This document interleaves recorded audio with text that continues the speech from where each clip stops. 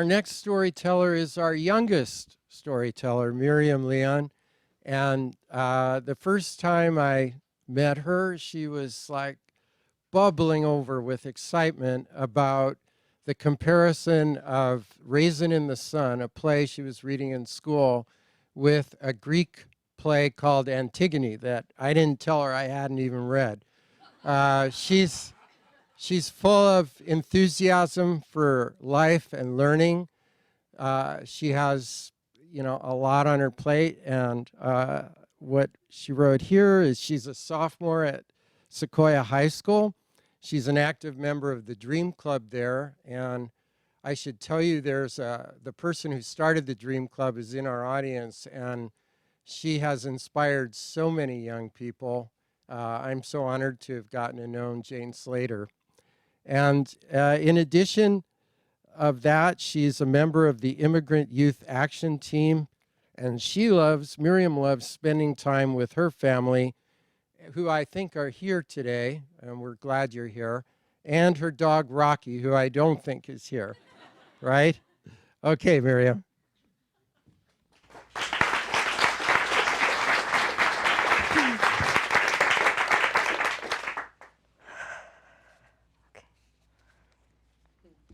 So I'm sitting in my ICAP English class, which is like an AP class at any other high school.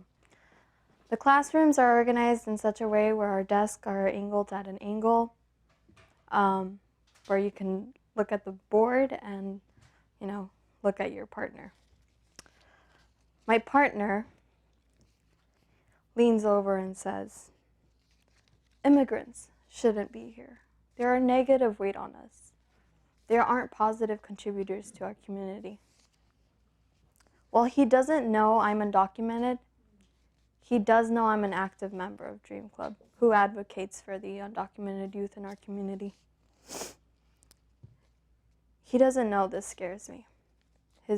Whatever he tells me, the way he talks to trigger a reaction out of me, it frightens me.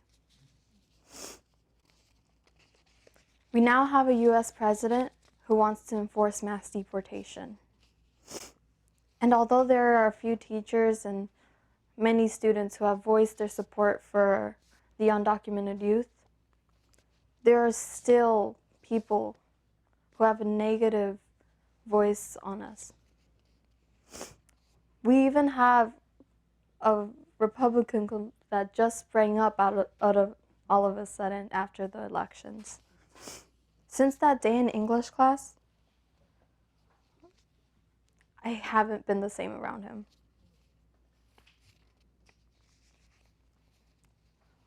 While we sit a few feet apart from each other, there's a great division between us.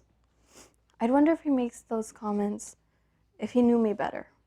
I wonder if he'd feel the same way if he knew how hard my parents worked. My father, he works 2 jobs. He works by day as a tile installer, and by night he goes and works as a janitor. My brother, he also works with my dad during the day, and in the evenings he'll go to college hoping to become a firefighter one day. My mom, she's a full-time mother by day and goes to work at night, almost not having sleep. I normally take care of my siblings when I come home. I come home and I fix them up whatever we have on the stove and make sure they eat. And then I go with them and sit them down so that they can do their homework.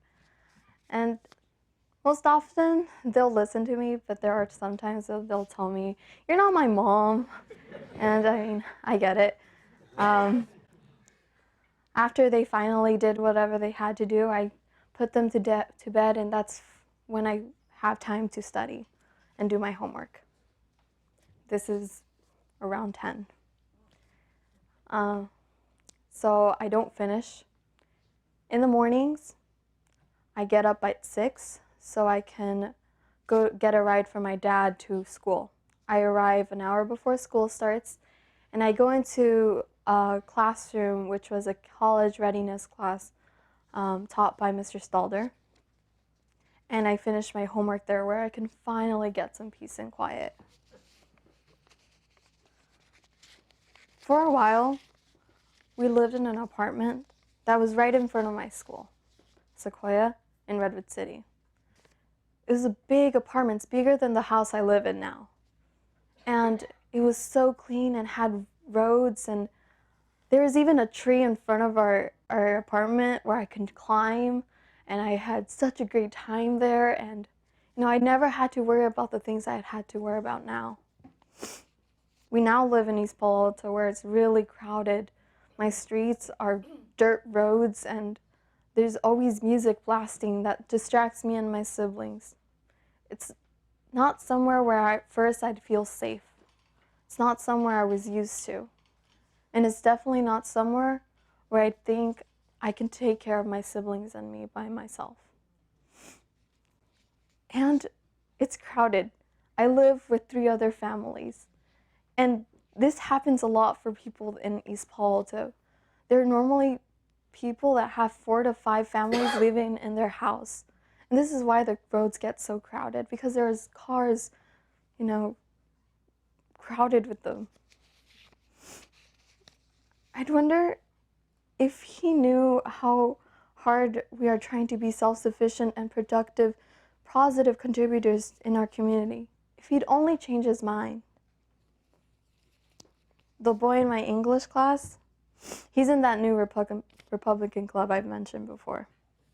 I've seen pictures of his house, and I'd imagine, wow, what it'd be like to live in a house like that.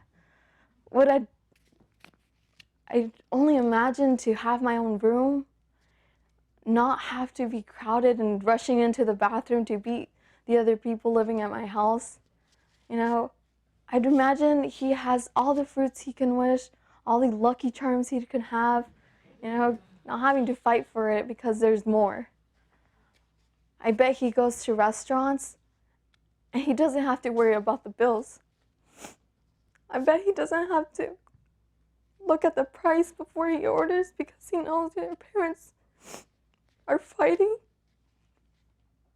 every month to give you something.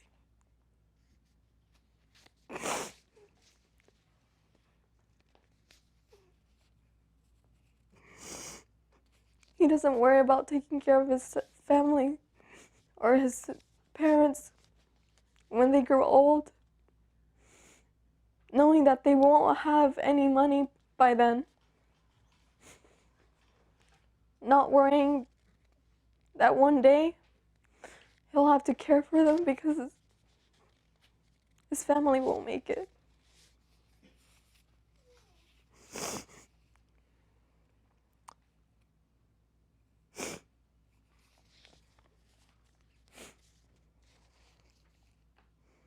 I don't say anything to him. I don't trust him to know I'm undocumented.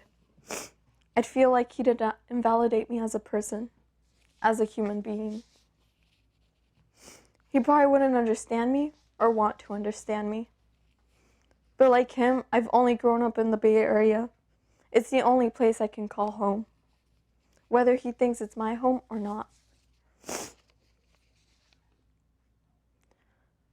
Maybe my assumptions about him are wrong. Maybe he takes care of someone in his family who is sick. Maybe he has experienced death in some way. Maybe he does volunteer work at a charity. Or maybe he has a disease I don't know about. But I can't take my chances. I have to focus on the things that I can do for myself and my family, and keep faith that there's a bright future for us. I have a rigorous and demanding class schedule that demands my focus. Soon I'll be 17 and probably have to get a job to help my family financially. In 2 years, I'll be applying to colleges and scholarships if they are available for me. My goal is to get through law school, and help other immigrants of low-income families. On a deeper level, I want to believe that people are good and have love for us. and can see us as people and not be adamant about building walls. I have numerous Caucasian friends. In fact, I convinced 2 of them to join the Dream Club. I know that once you get to know someone, beyond stereotypes, you often find things you have in common and can become friends. But in today's climate, I think that this classmate and mine are not only destined to sit 3 feet away from each other, but a universe apart. Thank you.